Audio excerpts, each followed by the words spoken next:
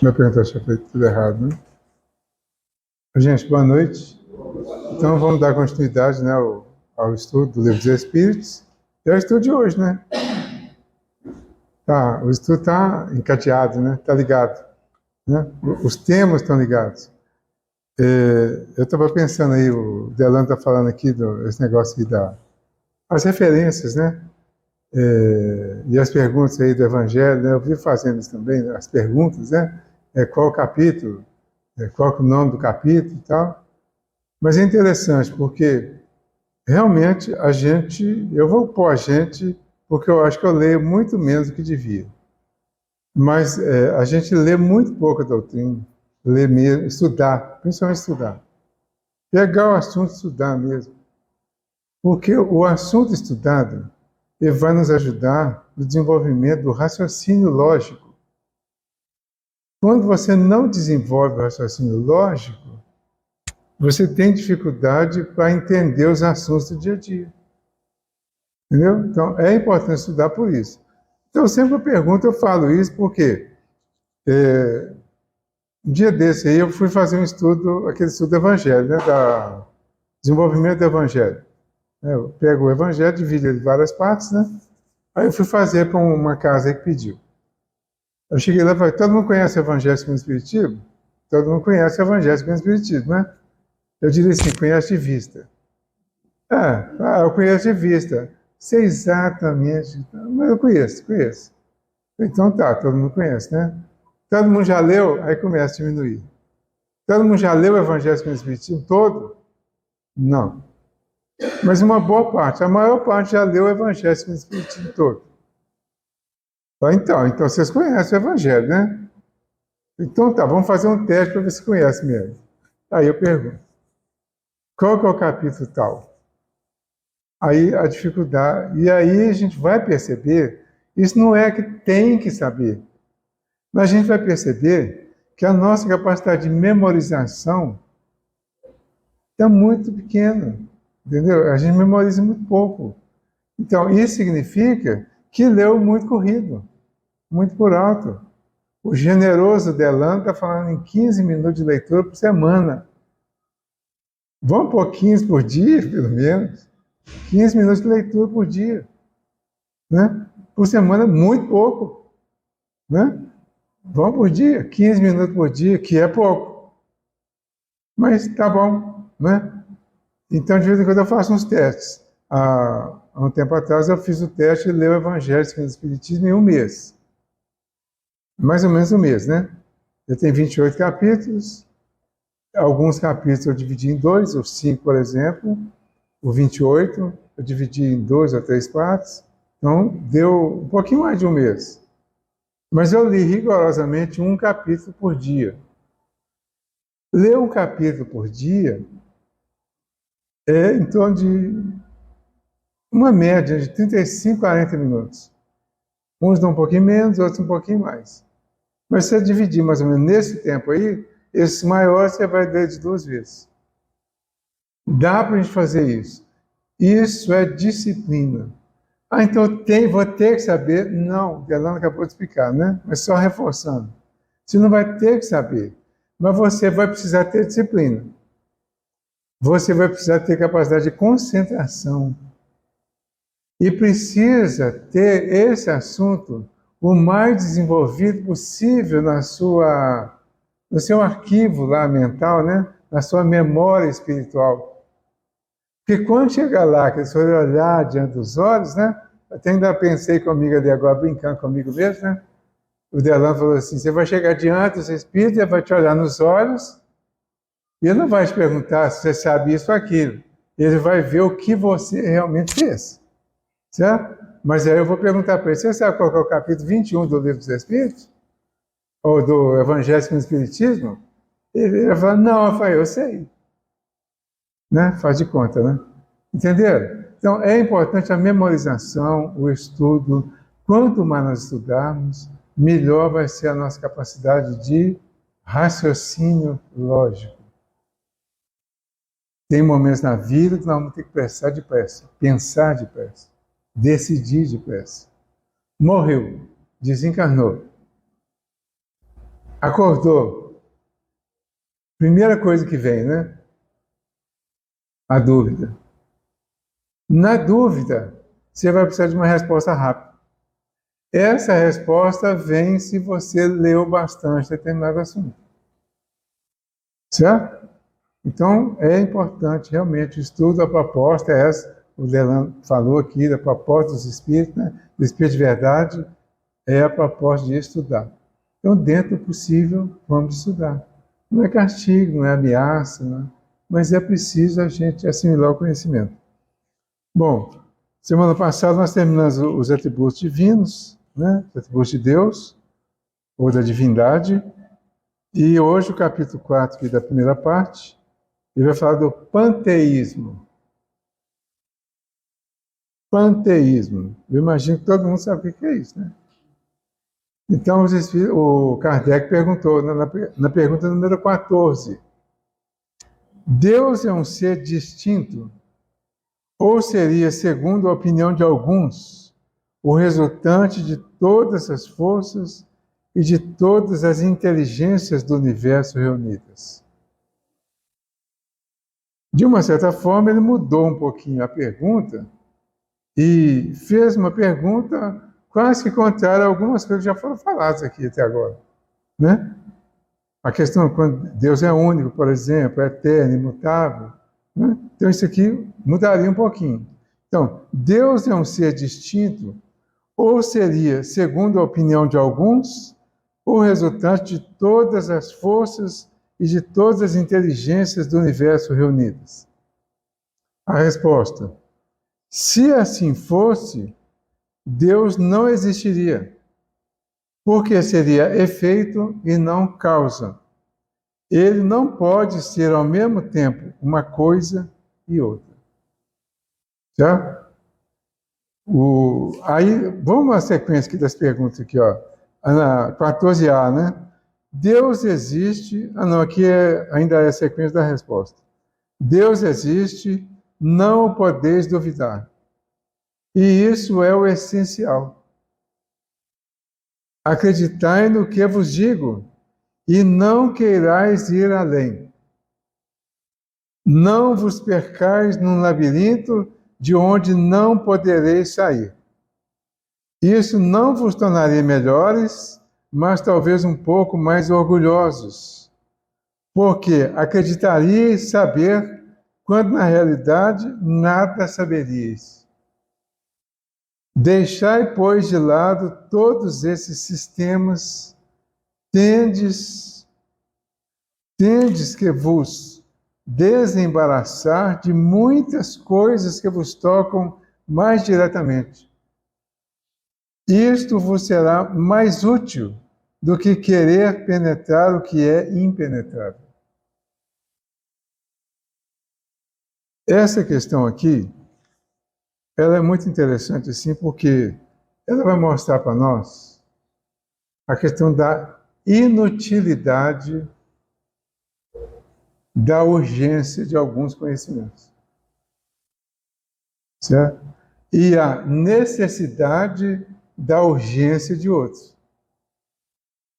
Então, tem umas questões que, se a gente tiver conhecimento rápido, urgente, por mais que a gente conheça, como falou aqui, ainda vai ficar umas certas dúvidas, mas ainda que tenha, não vai acrescentar nada. Eu até comentei lá no estudo de sábado, porque o estudo foi somos cristãos? Quem é nosso Cristo? Mas eles pediram falar sobre Cristo planetário, quem é o Cristo, qual a diferença de Cristo e Jesus, umas questões assim. Então eu iniciei falando exatamente isso. Que existem questões, se você confirmar exatamente, entender exatamente, não vai mudar nada na sua vida. Mas dificilmente vai ficar completa a resposta. Você vai desenvolver outros questionamentos. Então, o que nós precisamos saber urgente? As questões simples do dia a dia. As respostas que nós estamos precisando. Você acredita em reencarnação? Acredito. Vive como reencarnacionista? Não. Por quê? Porque não entendeu ainda a reencarnação. Isso é urgente. Você acredita na imortalidade da alma? Acredito, já ouvi falar, né? Mas você vive como quem acredita nisso? Você vive como alguém que acredita que o que é chamado de ressurreição de Jesus foi a grande lição da demonstração da continuidade da vida? Ah, não entendi isso ainda. Por quê? Ainda tenho medo de morrer, ainda não entendo, ainda sou cheio de dúvida e tenho pavor, às vezes, da morte. Certo? Por quê? Não entendeu ainda a mensagem como deveria ser entendido. Isso é muito urgente. Mas a diferença entre Cristo e Jesus é importante? É curioso, mas não tão importante, que não vai acrescentar. E quem foi o Espírito de verdade? É importante saber? Não. É curioso, é interessante, né? Mas qual a importância? Aí o Hugo, né? Vocês lembram do Hugo? O Hugo chegou para mim um dia, você tem que falar aqui que o Espírito de verdade é Jesus. Eu falei, não vou falar não, porque eu não estou convicto disso. Não, mas você tem que falar, porque eu vi um estudo e tal. Aí tá, eu falei, tá, Hugo, tudo bem, mas não foi no seu programa as palestras aqui, não. Acho que não, eu falei, na época não era Jaqueline, não. Aí, passou uns dias, vem o Hugo de novo. Bom, você tem que falar daquele assunto, que o Espírito de verdade é Jesus. Então, mas não está programado, não tem nada, eu sou convidado aqui, ué. Eu falo que me convido. Não, mas você tem que fazer uma palestra aí para confirmar, para todo mundo saber que o Espírito de verdade é Jesus. Falei, Hugo, eu não estou convicto disso. Ainda que eu estivesse convicto, eu não falaria, porque esse assunto está polêmico. Eu não vou afirmar uma coisa que eu não posso provar, que eu não posso realmente deixar claro, demonstrar para as pessoas. Não, você tem que falar que agora eu tenho certeza que não sei o quê. Falei, tá bom. Quem conheceu sabe quem é, o Hugo. Né? Aí, tem que falar, tem não sei o quê, porque agora eu estou convicto e tal. Eu falei, tá bom. Você está convicto? Estou. Me responde uma coisa. O que mudou na sua vida depois que você ficou convicto disso? Aí me olhou assim, né? Sem ver, né? Porque já estava... Ele fala que tinha 95% de perda da visão, né? Aí me olhou assim. Aí começou a rir. Falei, o que foi? Realmente, nada. Falei, então tá. Então vamos passar para frente? Mas, entenderam? Então, é importante estudar? É. Agora, a gente precisa escolher o que vai estudar. Precisa determinar as todos os assuntos são importantes ser estudados, no sentido geral. Mas tem uns que é prioridade. A gente não sabe se amanhã vai acordar encarnado. Você pode deitar hoje encarnado e acordar amanhã desencarnado. E aí, está preparado? O que vai fazer? Qual vai ser a reação? Vai ser correndo? Vai começar a gritar? Vai começar a chorar? Vai entrar em desespero? Entendeu? Então, isso precisa ser estudado assim com muito mais profundidade e com muito mais seriedade, né? Então, o que ele fala aqui? Deus existe, não poder duvidar. Ponto. E isso é o essencial. Acreditai no que vos digo e não queirais ir além. Não vos percais no labirinto de onde não poderíeis sair. Isso não vos tornaria melhores, mas talvez um pouco mais orgulhosos. E você vai achar que sabe mais do que os outros, por exemplo. Né? E é bem comum isso. Algumas pessoas, às vezes, sabem algumas coisas e acham que já sabe mais do que todo mundo. Né? Eu até vi uma frase um dia de uma pessoa no Instagram, a pessoa falando isso, das pessoas que se formam na universidade e vão humilhar as pessoas que não fizeram curso universitário. Ou seja, elas acham que são melhores do que as outras porque elas estudaram e a outra não. E aí a questão não é essa. Né? Então, isso aqui, essa doutrina aqui, que é a do panteísmo, que é da ideia de que, ele fala mais para frente aqui, que as pessoas, algumas pessoas, gostariam de ser iguais a Deus. Então surgiu esse sistema que ele fala, da divisão de Deus em infinitas partes iguais, como se fossem as gotinhas d'água do oceano. A ideia, então, as gotinhas vêm, participam da vida aqui dos bilhões de pessoas que estão na Terra, né? 8 bilhões de espíritos estão encarnados na Terra. Mas esses 8 bilhões de espíritos, que é difícil de imaginar, eles seriam tipo gotinhas d'água do oceano. Quando vai morrendo, vai voltando para o oceano e vai se misturando e perde a individualidade. Isso eles chamam de panteísmo. É uma doutrina, é uma crença, né? Como muitas outras crenças que são diferentes da nossa. Então, aqui na questão 15, fala, que pensar da opinião segundo a qual todos os corpos da natureza, todos os seres, todos os globos do universo seriam partes da divindade e constituiriam pelo seu conjunto a própria divindade. Ou seja, que pensar da doutrina panteísta? Aí a resposta, eu antecipei um pouquinho a resposta. Não podendo ser Deus, o homem quer pelo menos ser uma parte de Deus. Não podendo ser Deus, o homem quer pelo menos ser uma parte de Deus. Isso cria um grande conflito. Porque se considerarmos que Deus é espírito, nós também somos espírito. Não é? O que o Espiritismo traz para nós? Inclusive baseado no Mateus não, né? João 4:24. João 4:24, a conversa de Jesus lá com a samaritana, né? Deus é espírito. Na Bíblia de Jerusalém perguntar exatamente assim, Deus é espírito. É, eu não acho que eu não vi nenhum diferente assim nesse sentido não.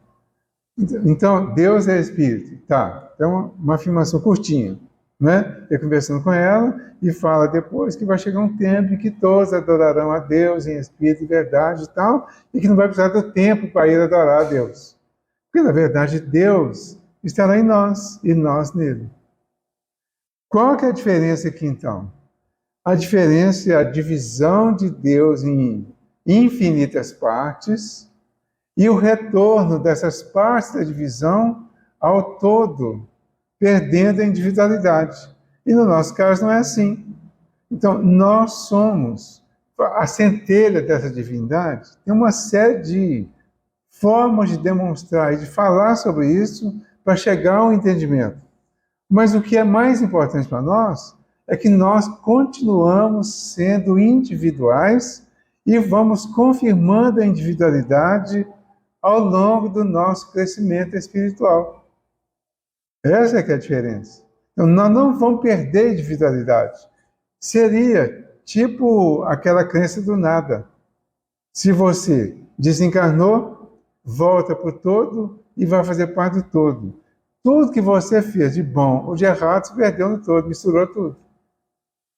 Nessa nova visão, nessa que a gente tem do Espiritismo, nós não perdemos a individualidade. Não perdemos as nossas conquistas, mas não deixamos para trás os nossos erros. Certo? Então, quem errou muito, a doutrina do panteísmo seria bacana. Errou, só fez coisa errada, depois volta para o todo lá e depois vai ser uma outra gotinha que vai começar tudo de novo. Né? E aí, agora não, né? Agora você descobre que você é responsável por si mesmo, que você leva a essência dos seus erros e leva os bons resultados dos seus acertos. E uma coisa vai ajudando e compensando na outra. Mas os erros foram meus mesmo. Né? As aflições foram faladas. Acho que até o Delano perguntou no início, né? Se tem alguém que não tem aflição, né? Foi mais ou menos isso, né? Tem? Todo mundo tem uma afliçãozinha. Aqui na Terra é um monte de prova e expiação.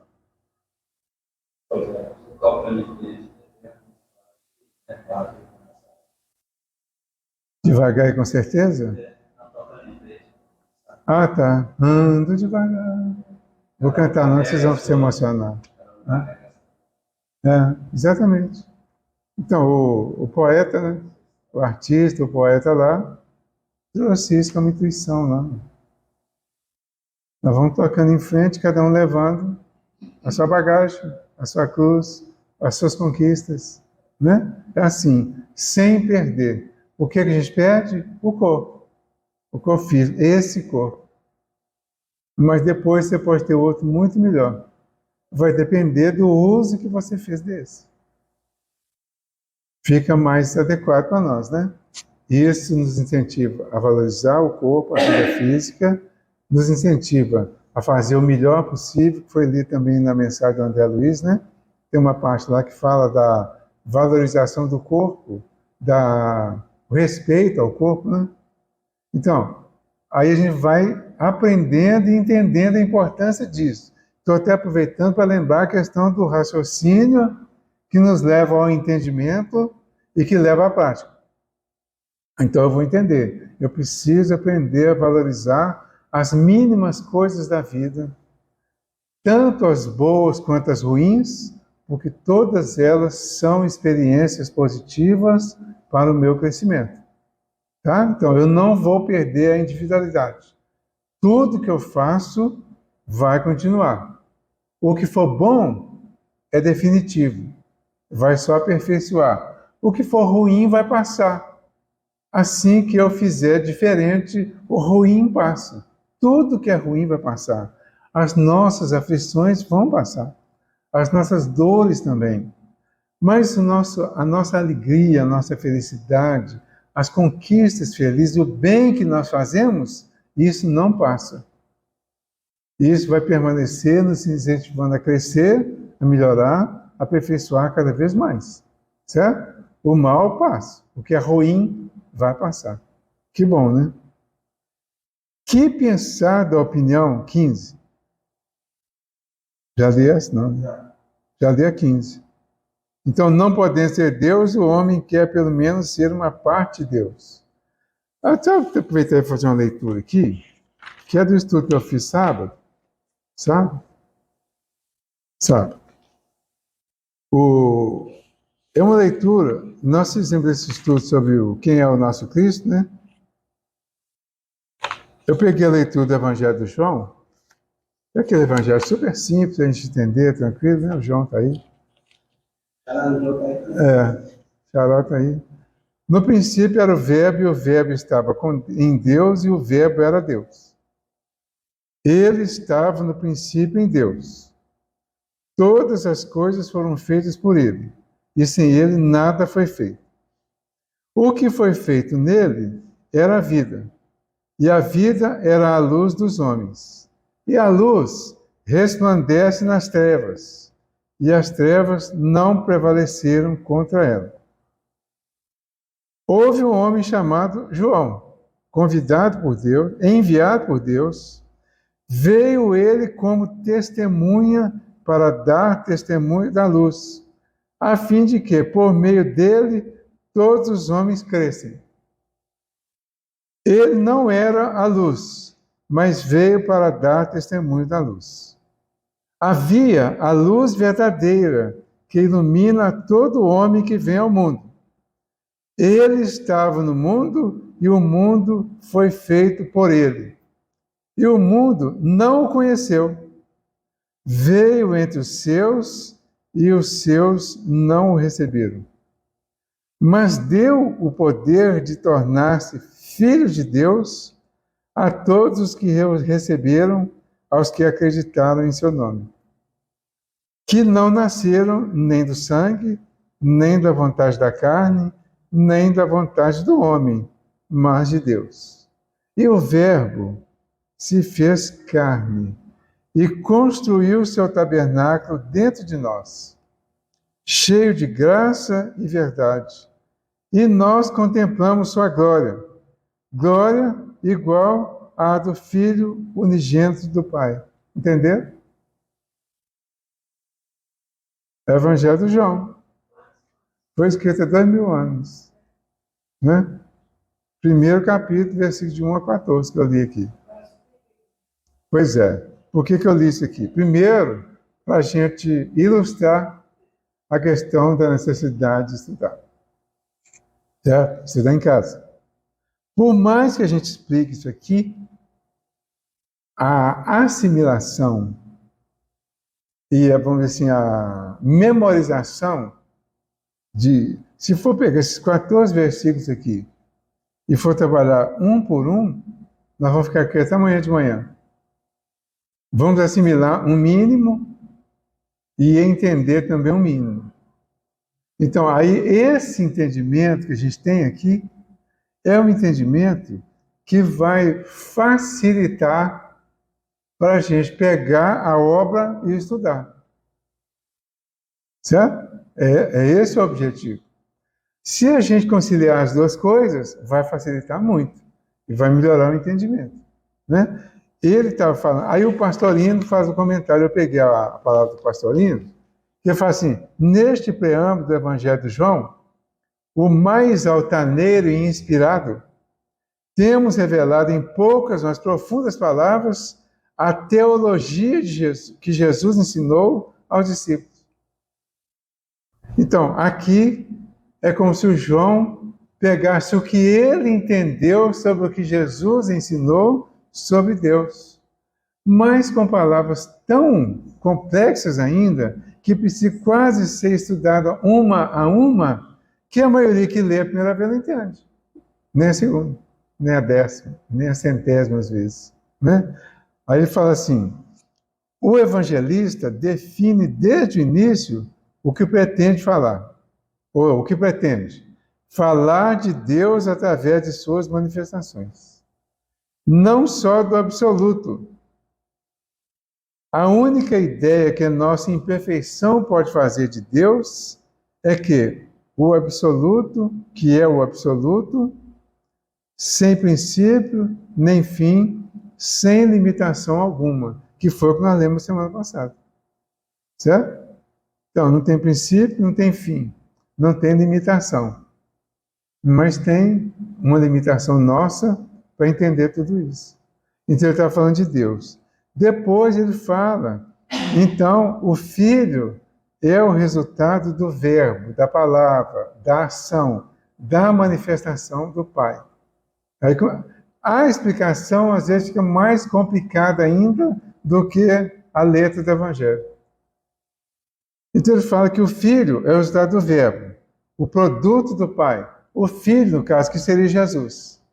Jesus vem na condição, aí fala assim, esse verbo, ao ser emitido, ou seja, esse verbo, essa ação, essa manifestação que é Jesus, que veio representado por Jesus, fala, é o Divino Espírito, ou entre parênteses, Espírito Santo, em todos os universos, ao qual chamamos o Cristo, o Filho unigênito de Deus. Aí, para nós, foi ficando claro que o Cristo é Jesus, ou seja, veio com Jesus, tá? Aí eu fui ver o que seria o Cristo planetário, porque na codificação não tem essa expressão, Cristo planetário. Mesmo na obra espírita, eu não me lembro de lugar nenhum que tenha, eu não achei. Aí eu fui procurar, fui lá no Google, né? O sábio Google. Aí o sábio Google me mandou ir lá na igreja, como é que chama a igreja? Até esqueci o nome da igreja. Rosa Cruz, Fraternidade Rosa Cruz de Campinas. Lá que eles deram uma explicação complexa. Ele fala assim, o Cristo planetário é um arcanjo glorioso, supremo entre a hoste angélica. Arcanjo é um anjo importante, ou um líder entre os anjos. Na Bíblia são estabelecidas 9 ordens de seres celestiais. Os anjos compõem a mais baixa, com os arcanjos imediatamente acima. Explicou? Não. abrir o espaço para você estudar mais e correr na Bíblia para achar lá quais são essas 9 classes de ordens de seres celestiais que eles chamam de arcanjos. Arcanjo, serafim, outros nomes lá, né? Entendeu? Aí você vai precisando buscar cada vez mais. Mas eu só queria ter uma ideia do que era Cristo planetário. Qual que é a ideia que eles trazem de Cristo planetário? Eles colocam, eu não peguei, não anotei tudo não, mas eles colocam que o Cristo planetário é um espírito muito mais evoluído, muito mais. E colocam Jesus como um dos auxiliares do Cristo planetário. Entendeu a complexidade? Então, Jesus é um deles. Aí ele mistura Jesus no meio de Madre Teresa, Chico Xavier, Gandhi e outros grandes espíritos que passaram pela Terra. Buda, tem outros aí que ele colocou lá, alguns dos orientais também. Então ele coloca todos eles como se eles fossem Cristos, mas auxiliares desse Cristo planetário. Se fosse uma manifestação do Cristo planetário na Terra. Isso. Eles estavam em missão do Cristo planetário. Né? Isso.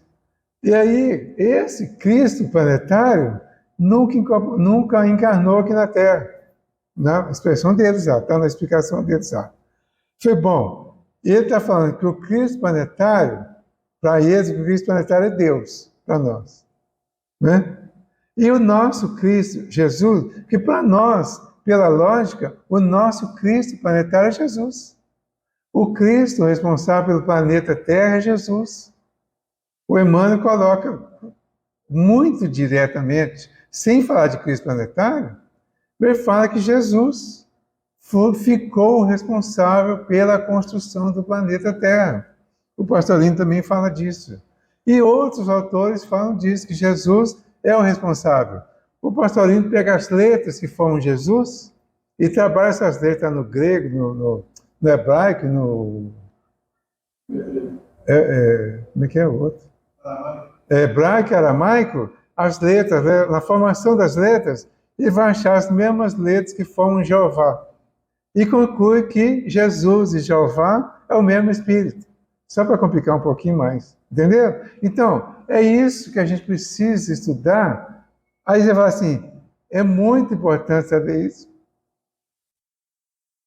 Entendeu? Não, não é. Mas eu preciso saber que Deus é o organizador do universo, que Jesus foi a manifestação divina para nós aqui, para a gente ter uma referência divina em termos de comportamento divino. O nosso comportamento cristão, se escolhermos Jesus como nosso Cristo e formos segui-lo, e nós escolhemos, né? Nós somos cristãos, ou nos dizemos cristãos pelo menos, nós escolhemos. Então significa que precisamos seguir a orientação de Jesus.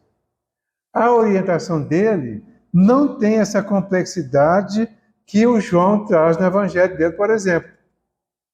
A orientação dele tem a relativa facilidade do Sermão da Montanha, que ainda é complexo, mas que traz bem claramente alguns comportamentos que a gente precisa atingir, né? Desenvolver para atingir a felicidade, o reino dos céus. Como que ele começa o Sermão da Montanha? Bem-aventurados os pobres de espírito, porque deles é o reino dos céus. O que é pobre de espírito?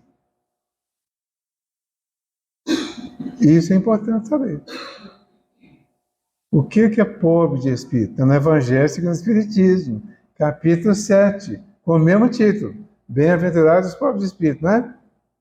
Capítulo 7, logo no início, né? O que se deve entender por pobre de espírito? Na explicação que os espíritos passam, é a pessoa simples, humilde. Tanto é que nesse capítulo ele vai falar de orgulho e de humildade. Então, a pessoa humilde é aquele que reconheceu que não tem nenhuma virtude ainda espiritual ele não tem conquista espiritual. Então ele é pobre de espírito, pobre de condições espirituais, de virtudes. Aí ele vai então começar a construir a virtude a partir dessa consciência. Então, a primeira fala de Jesus, de fato, no Sermão da Montanha, é o versículo 3 do capítulo 5 de Mateus. Bem-aventurados os pobres de espírito, porque Deus é o reino dos céus. Aí, na sequência das bem-aventuranças, todas elas têm uma relação com a primeira. E todas as bem-aventuranças têm uma relação com todo o Sermão da Montanha. Porque vai ensinando como desenvolver cada uma das partes dessas conquistas para atingir a felicidade. Ah, mas ainda é complexo na Bíblia? É. Então, o Evangelho segundo o Espiritismo pegou 14 capítulos do Sermão da Montanha, certo? E desenvolveu todos eles. Igual esse, por exemplo, do Bem-aventurados os pobres de espírito. Então, essa é que é a proposta de busca do conhecimento que seja prático e que é urgente, que nós precisamos entender. Você vai tomar uma decisão, você precisa tomar uma atitude na vida, você precisa responder alguma coisa na sua vida, resolver alguma questão. Quanto mais nós tivermos assimilado essas coisas simples do Evangelho, mais rápida será a nossa decisão. Em cima do Evangelho, em torno do Evangelho. Tem que ficar pregando o Evangelho? Não. Pode pregar para si mesmo. Isso está no Evangelho. Certo? Isso está no Evangelho. Qual foi o comportamento de Jesus no julgamento da mulher adúltera? Ele não julgou e não condenou.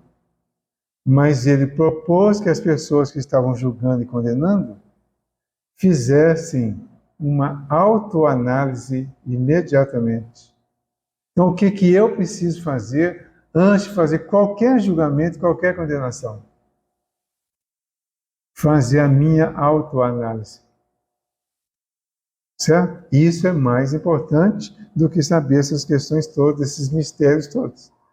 Os outros a gente vai aprendendo devagarinho. Ok? Tudo bem?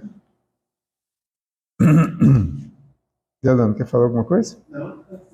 Não.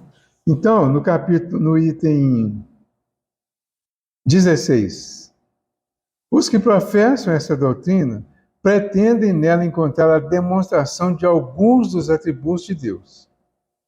Sendo os mundos infinitos, Deus é, por isso mesmo, infinito. O vácuo ou nada não existindo em parte alguma, Deus está em toda parte.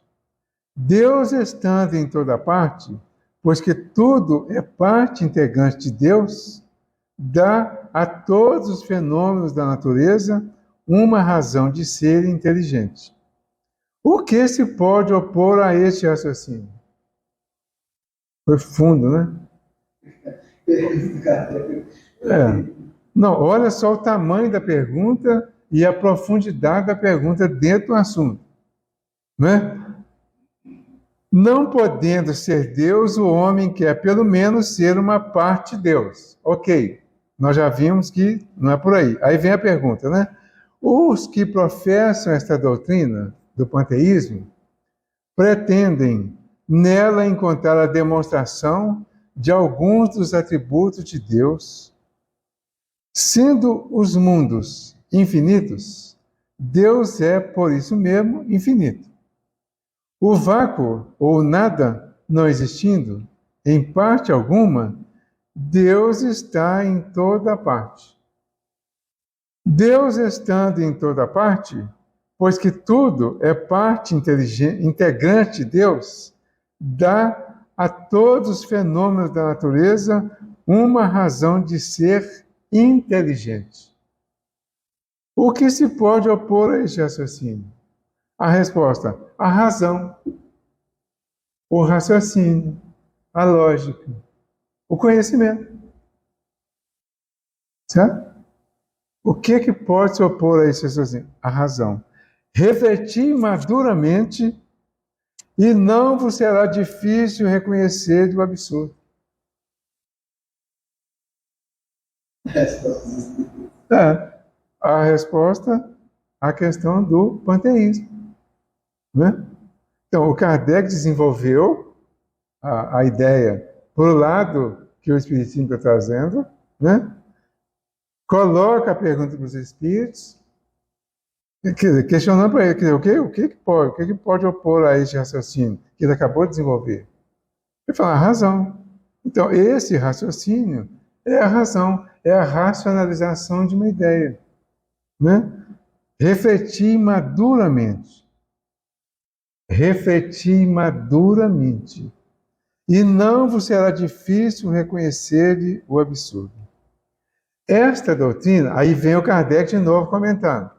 Esta doutrina faz de Deus um ser material, que, embora dotado de inteligência suprema, seria em ponto grande aquilo que somos em ponto pequeno.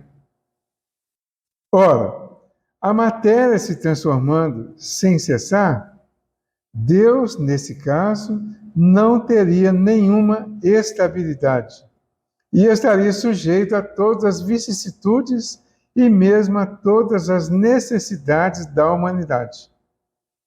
Faltar-lhe-ia um dos atributos essenciais da divindade, a imutabilidade, se ele pudesse ser comparado com a gota do oceano, que é material, né? As propriedades da matéria não podem ligar-se à ideia de Deus sem que o rebaixemos em nosso pensamento. E todas as sutilezas do sofisma não conseguirão resolver o problema da sua natureza íntima. Não sabemos tudo o que ele é, mas sabemos aquilo que não pode ser. E este sistema está em contradição com as suas propriedades mais essenciais, pois confunde o Criador com a criatura. Precisamente como se quiséssemos que uma máquina engenhosa fosse parte integrante do mecanismo que a concebeu. A inteligência de Deus se revela nas suas obras, como a de um pintor no seu quadro, mas as obras de Deus não são o próprio Deus, como o quadro não é o pintor que o concebeu e executou. Aí, depois de tudo isso aqui, dessa complexidade toda, se a gente voltar lá na ideia de Deus como inteligência suprema e considerar que nós somos os seres inteligentes da criação e que somos espíritos e que Deus é espírito. E no caso de, quando ele pergunta na questão 23, né? O que é o espírito? São os seres inteligentes da criação. Tá? Então, o ser inteligente da criação seria esse ser inteligente, que tem uma relação com a inteligência suprema, sem ser parte de uma divisão que vai voltar depois a um todo. E é isso que às vezes confunde, né? É uma inteligência que está num processo de crescimento. Esse princípio inteligente, aliás, na verdade, a resposta é o princípio inteligente da criação, né? Acho que eu falei os seres. Princípio inteligente da criação. É, na 76, é. Entendeu? Então, o princípio. Aí, quando nós vamos trabalhar a evolução, nós vamos pegar o princípio inteligente naquela expressão lá do Leon Denis. A alma dorme na pedra, sonha no vegetal, agita no animal, acorda no homem.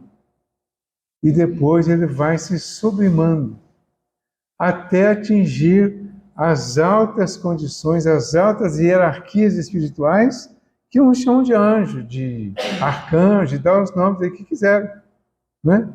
Mas são as individualidades que foram se formando, se completando e perpetuando. ao longo da passagem por todas essas fases da natureza, até chegar no homem, e a partir do homem ele entra num outro processo de crescimento, mas continua a individualidade, continua crescendo e continua aperfeiçoando. Que é o que nós estamos, que é o que nós somos. Então vale a pena entender isso para entender que nós vamos continuar.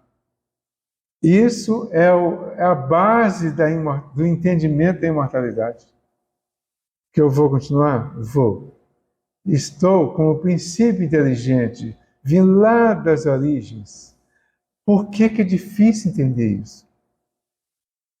No Evolução em Dois Mundos, o André Luiz fala que o ser inteligente, para chegar nessa fase de ser humano, né, ele gastou 1,5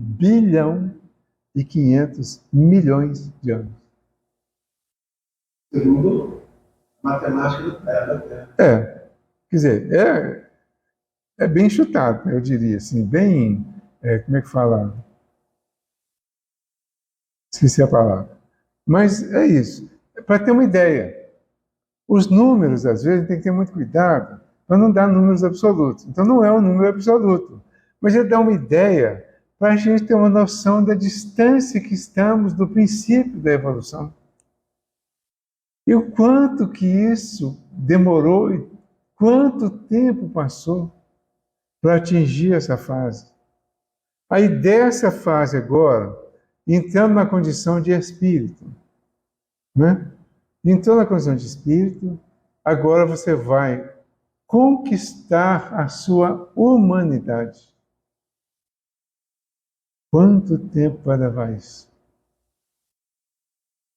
Para conquistar a sua humanidade. Porque nós acabamos de sair da animalidade. Ainda somos filhos do animal. A capacidade de raciocinar é que vai nos humanizar. Porque o humano, em relação ao animal, a diferença que ele tem é de conseguir raciocinar. Pensamento contínuo, se comunicar, né? Então, a distância é grande já. Mas, para chegar na condição de filho do homem, como disse Jesus em diversas situações, ele fala de filho do homem como se fosse ele mesmo, né? E é. Mas ele fala em alguns momentos de filho do homem, que é o filho do resultado da evolução humana. Aí vão entrar outras complexidades. Mas só para a gente ter uma ideia disso aí. Estou no processo de evolução. Estou no processo de aperfeiçoamento. Estou atingindo a condição de perfeito, mas vai demorar. Então, eu não sou perfeito ainda. Eu não devo exigir de mim nenhuma perfeição. Não devo ser perfeccionista. Mas eu devo procurar o melhor possível, sem grandes exigências, com disciplina, com perseverança, com boa vontade, buscando o melhor, fazendo o melhor, para atingir um dia essa perfeição que vai demorar. Quando Jesus colocou, sede perfeito como perfeito é o Pai Celestial. Imagina a distância. Se ele falasse ser perfeito como eu, já seria longe, né? Agora imagina como o Pai Celestial.